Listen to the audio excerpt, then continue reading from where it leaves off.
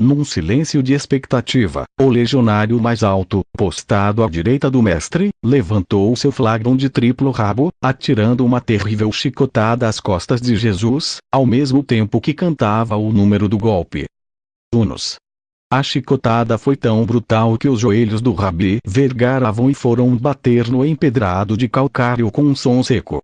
Mas, com um movimento reflexo, o galileu voltou a pôr-se de pé, ao mesmo tempo que o segundo verdugo vibrava novo golpe com seu flagrão bífido. 2. 3. 4. Os soldados profissionais consumados manejavam os látegos com um simples rodar dos pulsos. Deste modo, as correias ondeavam, alcançando-se o máximo efeito com o mínimo de esforço. Quinque. O entrechocar dos ossinhos e das bolas de metal foram o único som perceptível durante os primeiros minutos.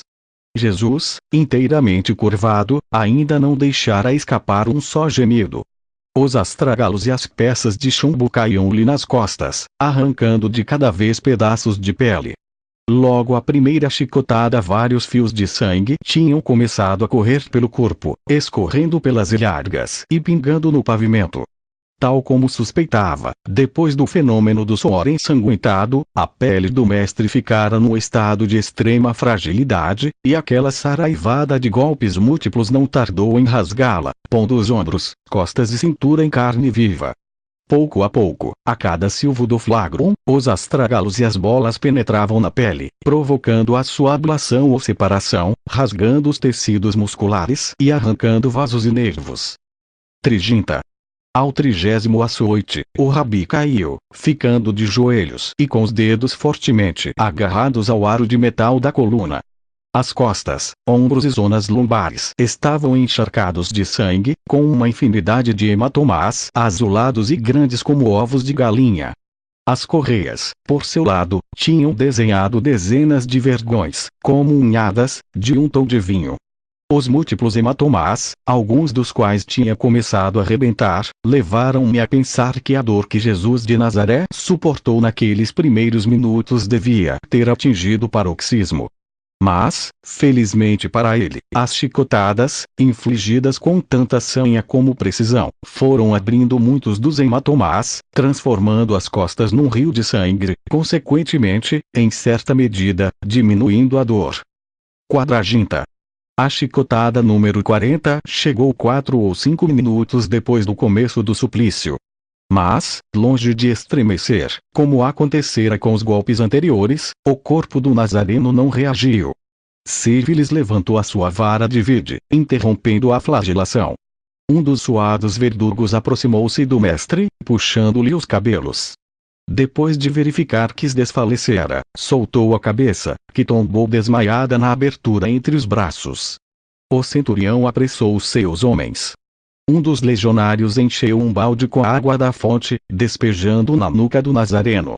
Ao contato com o líquido, a cabeça de Jesus moveu-se ligeiramente, enquanto parte do sangue escorria para o chão, arrastado pela água. Havia algum tempo que a coluna, uma ampla faixa da parede circular da fonte e os rostos, braços e túnicas dos verdugos estavam tintos de vermelho. A hemorragia, generalizada nas costas e zona dos rins, começara a ser preocupante. Ainda que o suplício tivesse parado na 40ª chicotada, coincidindo assim casualmente com a fórmula judaica de flagelação, a intenção de Pilatos, que acompanhava, impassível e silencioso, o decorrer da tortura, era que aquele massacre continuasse. Os verdugos aproveitaram o breve descanso para se debruçarem sobre o tanque e refrescarem a cara, ao mesmo tempo que esfregavam os braços para os lavarem de todos aqueles salpicos de sangue. Embora os legionários encarregues do tormento conhecessem o latim, tenho quase a certeza, a julgar pelas barbas ralas e abundantes, de que eram mercenários sírios ou samaritanos. Geralmente, os romanos designavam-nos quando o condenado era judeu. O seu ódio ancestral pelos judeus convertia-os em executores exemplares. O mestre fora se recompondo. Um dos verdugos agarrou-o então pelas axilas, puxando para cima. Mas o peso era excessivo e teve de pedir ajuda. Quando, por fim, conseguiram levantá-lo, outro soldado, com uma caçarola de latão nas mãos, pôs-se na frente do torturado Nazareno, enquanto os verdugos, sem contemplação alguma, lhe puxavam o cabelo e o obrigavam a erguer o rosto. Assim o mantiveram até o romano que tinha a caçarola esvaziar na boca do Galileu. Ao perguntar a Cívilis do que se tratava, explicou-me que a caçarola continha água com sal. Era evidente que o exército romano conhecia muito bem os graves problemas que podiam vir de um castigo como aquele. Em especial, o da desidratação. Embora Jesus tivesse sido obrigado a ingerir uma grande quantidade de água no sinédrio, a excessiva sudação no jardim de Getsemane, agora, durante a flagelação, mais as grandes hemorragias que sofrera, tinham determinado as reservas e o equilíbrio hídrico do corpo, tanto intracelular como extracelular. A água com sal constituía, pois, o reforço decisivo, se é que Pilatos desejava, realmente, que o prisioneiro não morresse durante os açoites. Também havia o perigo de que a excessiva concentração de cloreto de sódio na água, o ideal teria sido uma proporção de 0,85%, pudesse ocasionar o aparecimento de edemas ou inchaços brandos em diversas partes do corpo. A lei judaica estabelecia para o castigo da flagelação um total de 40 chicotadas menos uma. Assim estava escrito. Em número de 40, o estabelecido, segundo R. e Eude, seria 40. O réu era açoitado com as mãos atadas a uma coluna. O servidor da sinagoga agarrava-o pela roupa e rasgava-as e dilacerava-as até ficar com o peito descoberto. Depois colocava uma pedra e em cima dela o servidor da sinagoga, tendo na mão uma correia de vitela. Esta era primeiro dobrada em duas e as duas em quatro outras duas correias subiam e baixavam nela. Mas, tal como sentenciara Cívilis, a pretensão do procurador era torturar Jesus até o limite, de tal forma que o seu estado lamentável pudesse satisfazer e comover os ânimos agressivos dos saduceus. Assim, uma vez bebido o conteúdo da caçarola, o centurião levantou o seu bastão e os legionários voltaram a empunhar os flagrum, prosseguindo o castigo. O novo golpe e os que se seguiram foram dirigidos especialmente às coxas, pernas, nádegas, ventre e parte dos braços e peito. As costas e a cintura foram desta vez poupadas.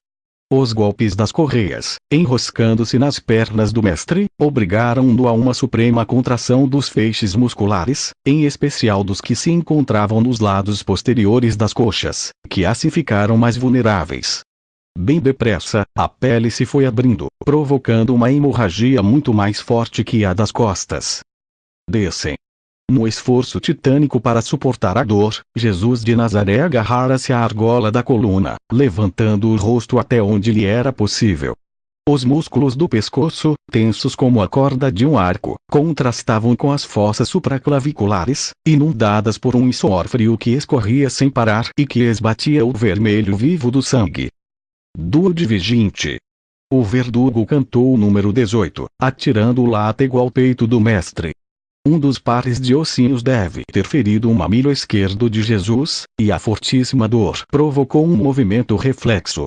O gigante levantou-se com todas as suas forças, ao mesmo tempo que os dentes, solidamente apertados uns contra os outros, se abriam, lançando um gemido lancinante. Era o primeiro lamento do rabi. O esticão foi tão rápido e forte que as cordas que o prendiam à argola se partiram e o corpo do mestre foi violentamente atirado para trás, apanhando desprevenidos os verdugos e o resto da tropa, que recuaram, assustados. O Nazareno caiu pesadamente de costas, resvalando pelo empedrado, onde deixou um largo rastro de sangue. Quando os legionários se precipitaram para ele, levantando pesadamente, a respiração de Jesus estava extremamente agitada. Eu aproveitei aquele momento de confusão para por os crótalos iniciar uma exploração exaustiva dos danos provocados pela flagelação. Apertei o prego dos ultrassons na sua posição máxima, 7,5 MHz, e preparei-me para examinar, primeiro, os tecidos superficiais. Os soldados tinham arrastado o mestre até a pequena coluna, prendendo novamente a argola. E os verdugos recomeçaram os açoites, extremamente irritados por aquela contrariedade. As chicotadas, cada vez mais implacáveis, foram abatendo pouco a pouco o corpo do mestre, que acabou por vergar os joelhos, enquanto os dedos, a escorrer sangue, se crispavam de dor. A cada açoite, Jesus tinha começado a responder com um curto e breve gemido. Uma vez traduzidas as ondas ultrassônicas em imagens, o resultado da flagelação surgiu-me em todo o seu dramatismo. Os verdugos, consumados especialistas, sabiam muito bem as zonas em que podiam tocar e aquelas em que não.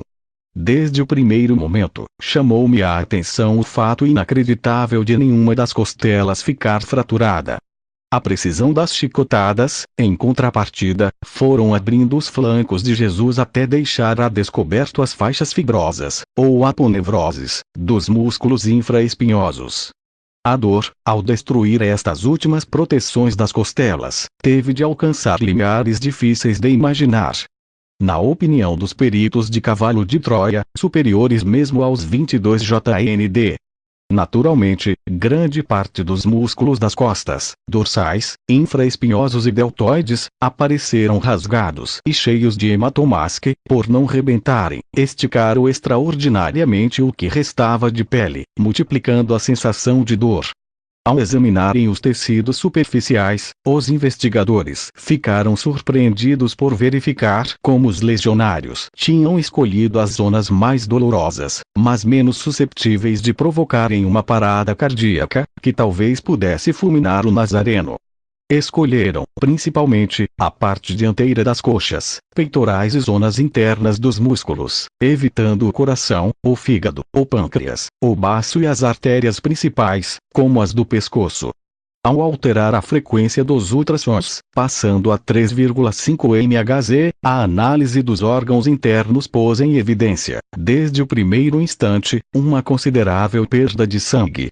A volemia de Jesus, ou volume total de sangue, foi fixada entre 6 e 6,5 litros. Pois bem, depois do duríssimo castigo da flagelação a volemia baixara a 27%, o que significava que o Galileu perdera, no total, desde os ultrajes na sede do Sinédrio, cerca de 1,6 litros de sangue. Uma quantidade importante, embora não fosse a suficiente para alterar de forma definitiva, física e psiquicamente, uma pessoa normal. E uma prova disto foi que Jesus de Nazaré ainda teve forças e lucidez de mente para responder às perguntas que lhe fizeram depois dos açoites. No entanto, os derrames circulatórios provocaram nele uma angústia crescente, palpitações esporádicas, fraqueza e, principalmente, sede sufocante.